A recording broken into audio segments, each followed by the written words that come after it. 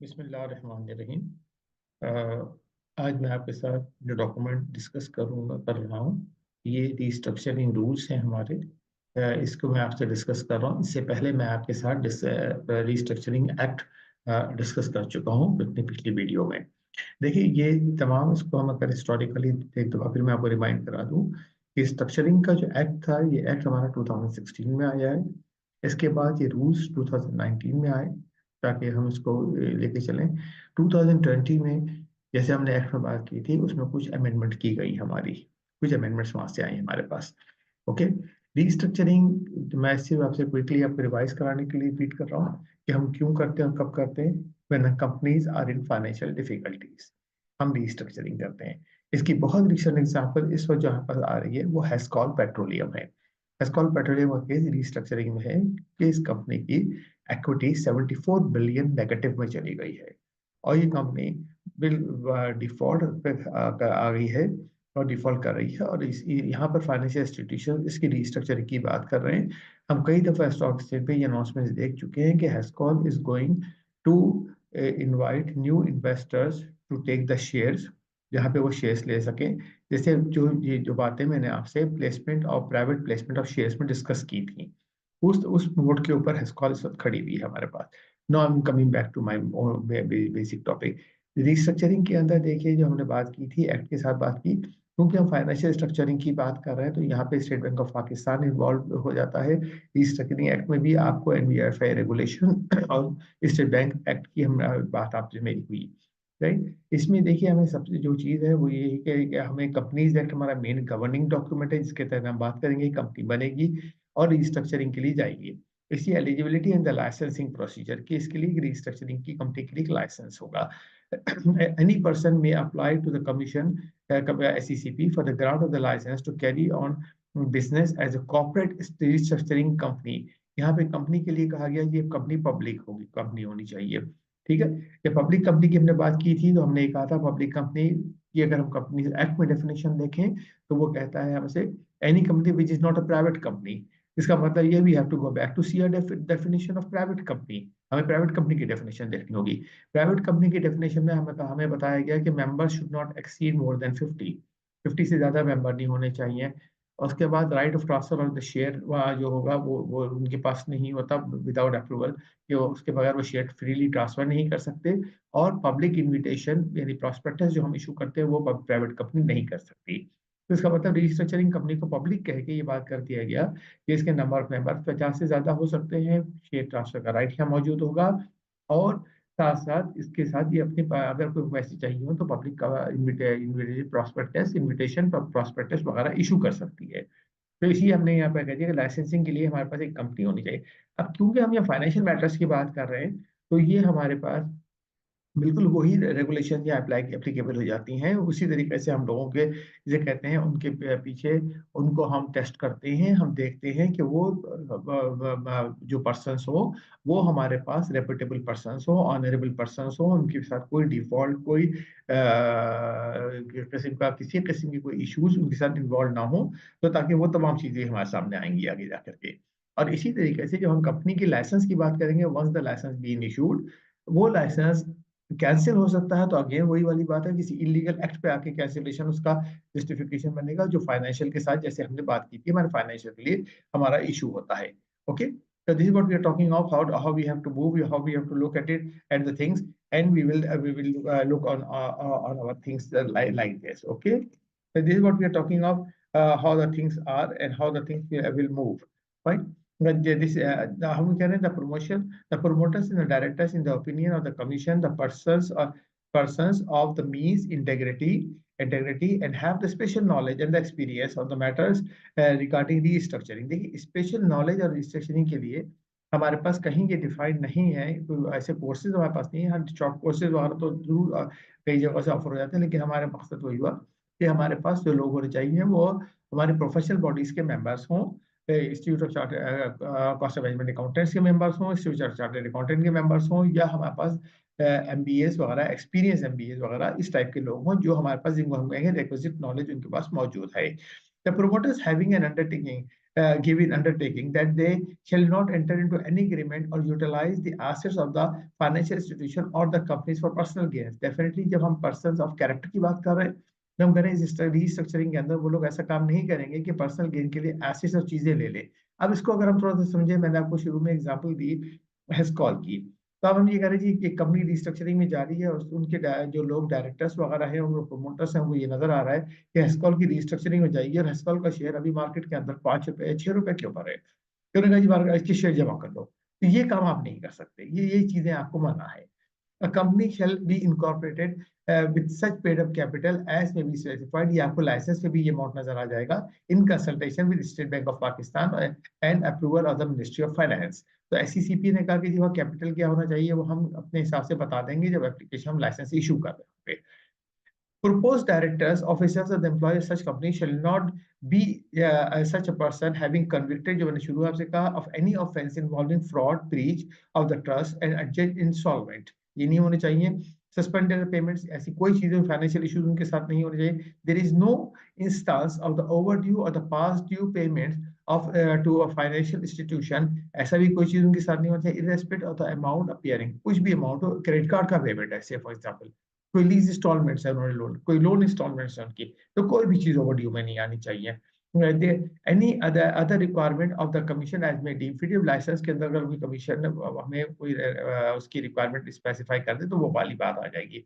तो बेसिकली हम क्या कह रहे हैं, हमारे पास जो प्रमोटर्स होंगे they will be the man of principles, they will be trustworthy people and they will not be involved into any sort of the financial issues और एनीथिंग, तो एनीथिंग इसमें उनका कोई ऐसा इन्वॉल्वमेंट नहीं होना चाहिए। Okay, The application under 1 shall be on the format, मैं आपको ये फॉर्मेट भी आपसे डिस्कस कर लूंगा फॉर्म 1 अभी एंड में आके। तो फॉर्मेट होगा जैसे हम कंपनी इंकॉर्पोरेट करते हैं उस तरीके का हमारा एक फॉर्मेट होता है, provided in annexure a along with the payment of the fee 50,000 रुपी, उसकी 50,000 की फी और डेजिग्नेटेड बैंक ब्रांच वगैरह जो प्रोसीजर सीसीपी का है।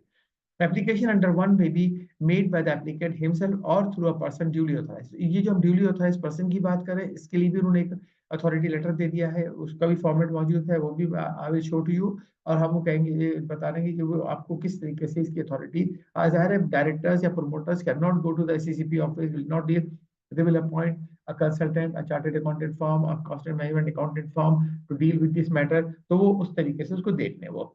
The commission, after satisfying itself that the applicant meets the eligibility criteria as provided in the Rule 1, Sub-Rule 1, may approve the application and direct the applicant to incorporate the corporate restructuring company and intimate the commission immediately. आपका licence आ गया, licence आने के बाद आप company incorporate कर लीजिए और आप कमीशन के साथ आप उसको कम्युनिकेट कर लीजिए उसको, right? Subject to the intimation under sub-rule 4, जो हमने कहा लाइसेंस आपको मिल गया, the commission may, on being satisfied that the applicant is eligible to for the license under these rules, grant a license on the format as set in the as set out in form 2, जो licence का form है, subject to the general or the special conditions as it may deem fit to impose or that may be subsequently imposed. The license granted shall remain valid unless are voluntarily surrendered, जब तक मौजूद है हमारे पास, अगर हम वो surrender करते हैं कहते हैं अब हम कंपनी नहीं चलाना चाह रहे। देखिए इसमें आगे जो एक्ट ने, जैसे एक्ट को मैंने रेफर किया था, जो चेंजेस आए उन्होंने एक ट्रस्ट की भी बात की, आप एक ट्रस्ट फॉर्म करते हैं एक पर्पस के लिए और वो ट्रस्ट बाद में डिसॉल्व हो जाएगा, ठीक है, तो ये भी वहाँ पे हमारे एक्ट में ये बातें आई हुई हैं हमारे पास। Any person providing services of or holding himself out as a corporate restructuring company at the time of coming in force of these rules, अगर हम ऑलरेडी कंपनी चला रहे थे तो उसके लिए हमें बताया गया जब ये रूल्स आ गए तो आप 6 मंथ्स के अंदर अपने आप को रजिस्टर करा लीजिए, क्योंकि शायद उससे पहले जब रूल्स नहीं थे तो हम अपना काम कर रहे थे, कंसल्टेंट्स काम कर रहे थे सिर्फ फॉर एग्जाम्पल, तो उनको बताया गया कि नहीं अब आपको प्रॉपर एक रिस्ट्रक्चरिंग कंपनी के तौर पे अपने आप को रजिस्टर कराना होगा। द कमीशन में रिफ्यूज टू ग्रांट, और कमीशन रिफ्यूज कर सकता है अगर कोई इशू हो, लेकिन इसमें देखिए हमेशा जब रिफ्यूजल की बात आती है तो हम कहते हैं अपॉर्चुनिटी ऑफ बीइंग हेयर्ड दी जाएगी और उनका मुद्दा सुना जाएगा। और अब तो ये बात मेरे लिए और आसान हो गई है, हम कोर्ट्स की डायरेक्ट हेयरिंग देख रहे हैं तो हमारे पास बाकायदा जिस तरह आपका पॉइंट ऑफ व्यू सुना जाता है, आपका पॉइंट ऑफ व्यू सुना जाएगा, उसके बाद फैसला उसके ऊपर होगा, right. A corporate restructuring company whose application for the grant of the license is refused or substantial within 3 months from the date of the order or of such refusal shall take necessary steps to get its name struck off from the register in the terms of section 426 of the Companies Act। अगर company हमने पहले से बना ली थी तो हमें फिर उस कंपनी को डिसॉल्व खत्म कर देना होगा, उसके नाम को हमें एग्जिट कर देना होगा वहां से। In case of the failure, the commission may make the application to the court having jurisdiction for the winding up of the company। और अगर ऐसा नहीं करते तो फिर SCCP खुद उसके वाइंड अप के लिए स्टेप्स ले लेगा। तो हमारे पास एक सवाल था, देखिए वही जैसे मैं हमेशा करता हूँ कि आप देखिए यहाँ से इतना जो हमने डिस्कस किया, इसमें क्या हमें what we have done as a student, हम अगर देखें एग्जामिनेशन पॉइंट ऑफ व्यू से, eligibility and the licensing procedure. अगर हमें एलिजिबिलिटी की बात आई तो कुछ शुरू के रूल्स एलिजिबिलिटी के लिए थे, लाइसेंसिंग प्रोसीजर की बात आई तो कुछ बाकी बात के रूल जो थे वापस वो लाइसेंसिंग के लिए से। फॉर एग्जांपल हम यहाँ से यहाँ आए थे और यहाँ से हम एप्लीकेशन अंडर वन ये लाइसेंसिंग प्रोसीजर की हमने 3 से बात की थी, राइट। 3, 4, 5 में हमने सारा ये 3 से ऑनवर्ड हमने लाइसेंसिंग की बात कर ली। दोनों मिलाकर के हमारे पास से फॉर एग्जांपल 10 नंबर का सवाल आया है तो पूरा रूल 3 हमारे पास एप्लीकेबल हो गया है। फिर जिस तरह मैं पहले हमेशा अपनी वीडियोस में डिस्कस करता हूँ आपसे कि how to answer a question, तो आंसर अ क्वेश्चन हमारे पास ये पॉइंट्स हैं। अब हम कहते हैं कैंसिलेशन ऑफ द लाइसेंस, ये एक अलग सवाल भी हो सकता है, ठीक है। तो हम कह रहे हैं सब्जेक्ट टू द सबसे Section 11 of the Act, the Commission may, after providing the corporate restructuring company a reasonable opportunity, जैसे मैंने आपसे कहा था, being had cancel the license in the opinion of the Commission, the corporate restructuring company has been in the violation of any provision। किसी को provision के violation में थे आप, तो उन्होंने कहा जी आपका लाइसेंस कैंसिल हो गया, लेकिन अपॉर्चुनिटी ऑफ बीइंग हेड आपको दी गई। ये देखिए ये एक इंपॉर्टेंट पॉइंट है, अपॉर्चुनिटी ऑफ बीइंग हेड, इसको मिस ना कीजिएगा एग्जाम में लिखते हुए, ये इंपॉर्टेंट पॉइंट है। Any of its directors or chief executive or is by a competent court of the law convicted for an offense of the fraud or any criminal offense or moral turpitude। अब देखिए जो director यहाँ मौजूद है वो दूसरी जगह पे भी डायरेक्टर हो सकता है, तो उसके लिए प्रॉब्लम ये है कि अगर वो किसी और जगह से कन्विक्ट हो गया तो फिर वो यहाँ से भी गया जिसको हम कहते हैं, तो वो यहाँ भी नहीं रह सकते वो, तो हमारा लाइसेंस स्टेक पे आ जाएगा। It is declared undischarged insolvent हो गया, it is wound up by an order pass by the court, और कोई कोर्ट के थ्रू वाइंडिंग अप के इसमें आ गया है, कंपनी आ गई है, it's voluntarily makes application to the commission and the commission upon being satisfied the corporate restructuring company has completed all the formalities for the closure of its business including but not limited to the pending obligations accepted the application। तो अगर कोई चीज नहीं है, restructuring company कह रही है कि हम अपने बिजनेस को बंद करना चाहते हैं तो ठीक है वो बंद कर दें, कोई मसला नहीं, कमीशन उनको उस प्रोसीजर से अपनी तमाम सेटिस्फेक्शन करने के बाद अलाउ कर देगा। तो ये हमारा कैंसिलेशन वाला प्रोसीजर आ गया। Declaration of the by the companies or the financial institutions or the companies availing services of the corporate restructuring companies licensed by the commission for the recovery of the देखिए non performing asset का जो word आता है कभी भी act में भी मैंने आपसे डिस्कस किया, नॉन परफॉर्मिंग एसेट, एसेट की परफॉर्मेंस क्या है, एसेट की परफॉर्मेंस उसकी यील्ड है। अगर हमने एक लोन दिया हुआ है तो जो मार्कअप हमें मिलता है वो उसकी यील्ड है।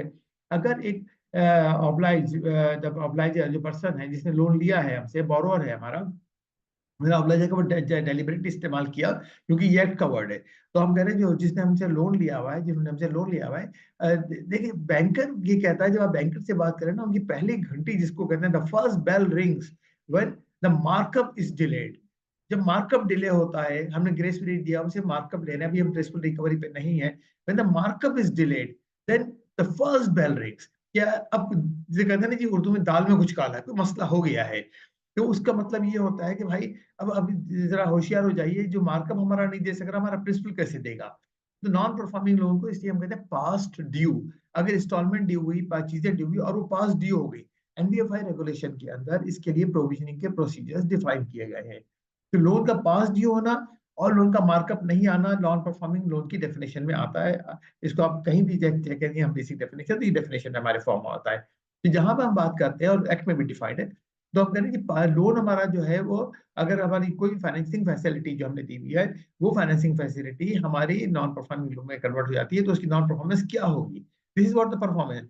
तो shall provide full support and assistance in the provision of the documentation including details of the obligation claims, registered interest pending or the threatening litigation through disclosures of all cases at the court in which all cases at the court in which such litigation or the cases are pending, amount of the claims, finance, loans pertaining to the non-performing assets। तो तमाम चीजों को लेकर के हम ये कह रहे हैं कि जी हमारा declaration of the companies and financial institution, पहले तो हम ये बताएंगे हमने क्या किया हुआ है ठीक है, हम उसके लिए गए और हम कह रहे हैं license by the commission to recover non performing. अब ये लोन्स को रिकवर करने के लिए, ये फैसिलिटीज को रिकवर करेंगे और जिनके अगेंस्ट ये सारा कुछ मौजूद है। तो हमने एक्ट के अंदर देखा था, अगर ये चीजें मौजूद है, जब एग्रीमेंट हमारा साइन हो जाता है तो ये तमाम चीजें वहीं से टेकअप होंगी जहां से ओरिजिनल इंस्टीट्यूशन इसको लेके चला था। वो ये नहीं कह सकते कि बोरोअर ये प्ली नहीं ले सकता कि पहले तो मैंने लोन बोरो किया था, से for example National Bank of Pakistan से। नेशनल बैंक ने एक रीस्ट्रक्चरिंग कंपनी को हवाले कर दिया है पैसे को से रिकवर करने के लिए, तो क्योंकि रिकवरी भी अब इनके एम्बिट में आ गई है 2020 के अंदर जब एक्ट में अमेंडमेंट की गई है, तो रिकवरी का भी इनको एस्पेक्ट में किया है। तो ये रिकवरी के लिए नहीं कर सकते अब दोबारा से फ्रेश केस नहीं, तमाम चीजें वहीं से शुरू होंगी यहाँ से प्रिंसिपल लैंडर ने आपके साथ टेकअप किए हुए थे और रुके हुए थे, आप उसके अंदर कोई टाइम ही नहीं गेन कर सकते, ये चीजें नहीं होंगी। इसलिए तमाम लैंग्वेज इस तरह से चल रही है हमारे सामने। तो हम ये कह रहे हैं कि ये तमाम चीजें होंगी हमारे पास और हम इनको लेके चलेंगे। ओके, तो दिस व्हाट इट इज। अब हम फॉर्म्स पे आ गए, जो फॉर्म्स की हमने बात की थी। तो हमारे पास जो form application for the grant of license जो हमारे पास है, तो हम ये application for the grant of license को लेके चलेंगे। और ये एप्लीकेशन हम इसके अंदर देखिए प्रपोज सब्सक्राइबर्स आ गए, जैसे हम मेमोरेंडम आर्टिकल में डालते हैं उसी तरीके से इंफॉर्मेशन हमारे पास यहाँ आ गई, तो ये हमारे पास हो जाएगी। इसके बाद हम करें documents to be submitted with the application, एक लिस्ट ऑफ डॉक्यूमेंट जो हम देना है, copy of the draft memorandum and article हमें देना है, कॉपी ऑफ सीएनआईसी देनी है हमें, ब्रीफ बायोडाटा देना है। देखिए फाइनेंशियल इंस्टीट्यूशन में जब कभी भी डायरेक्टर्स प्रोमोटर्स अपॉइंट होते हैं, स्टेट बैंक ऑफ पाकिस्तान उनके सीवीज, उनके बायोस, बायोडाटा अप्रूव करता है। किसी को भी चेक करता है कि भाई ऐसा तो नहीं है कि जो people who are disqualified they are coming here. फिर टू बी साइन एक अंडरटेकिंग और एफिडेविट आ गया बाय ई सब्सक्राइबर, क्या हर सब्सक्राइबर कह रहा है I have special knowledge and experience of the matter, कह रहा है देखिए जो बात ऊपर की गई थी हमारे साथ, I have not been associated with any money laundering और एनीथिंग और टेररिस्ट फाइनेंसिंग एक्टिविटी, क्योंकि एंटी मनी लॉन्ड्रिंग जो हमारे पास लॉ है उसके साथ टेररिस्ट फाइनेंसिंग एफएटीएफ आपने बहुत सुना है, पाकिस्तान के जो एलिगेशंस आए थे एफएटीएफ के, उसके बाद ये चीजें बहुत स्ट्रिक्टली आई हैं। I have not been associated with any illegal banking business, कि भाई किसी से कहते हैं बहुत आसान लफ्जों में कहते हैं किसी हुंडी के कारोबार में मेरा इन्वॉल्वमेंट नहीं है। I have never been convicted of the fraud, ये तमाम चीजें देख लीजिए जो डिक्लेरेशन में हमें देनी है। Whatsoever stated in the application accompanying documents is true and nothing has been concealed in the application. This is what all the person has to sign. Then I told you to represent the company SCCP के साथ हम किसी को appoint कर सकते हैं, तो उसका ये अथॉरिटी लेटर उनके लिए आ गया कि किसको हम अपॉइंट कर रहे हैं, कौन रिप्रेजेंट करेगा, तो ये अथॉरिटी लेटर आ जाएगा। Then the resume of the promoters जो है, प्रोमोटर का रिज्यूमे, उनकी तमाम डिटेल्स यहाँ आ जाएंगी, उनकी एजुकेशन क्वालिफिकेशन आ जाएगी। This what all we are talking of here, यहाँ पे हमारे पास आएंगे। और ये इसके बाद लाइसेंस जो हमें इशू होगा, आप देखिए लाइसेंस के अंदर नेम ऑफ द कंपनी और उसके बाद गिवन अंडर दिस हैंड कहाँ दिया गया, राइट, ये आ गया हमारे पास। और जो प्रपोज कैपिटल की एक बात हुई थी जब शुरू में देख रहे थे, देखिए ये है अमाउंट ऑफ कैपिटल है कि किस कैपिटल के साथ ये कंपनी इनकॉर्पोरेट की जाएगी and how the things will work, ये कंप्लीट लाइसेंस की कंडीशंस आपके सामने आ गई। तो this is what we are talking of the whole document with reference to the rules we mention. ये हमारे साथ एक्ट के साथ चलेगा। एक्ट हमारे पास मौजूद है मेरी दूसरी वीडियो के अंदर, ये दोनों मिलाएंगे तो कंप्लीट एक टॉपिक कवर होगा, and this is what we are talking of. Okay, thank you very much, अल्लाह हाफिज।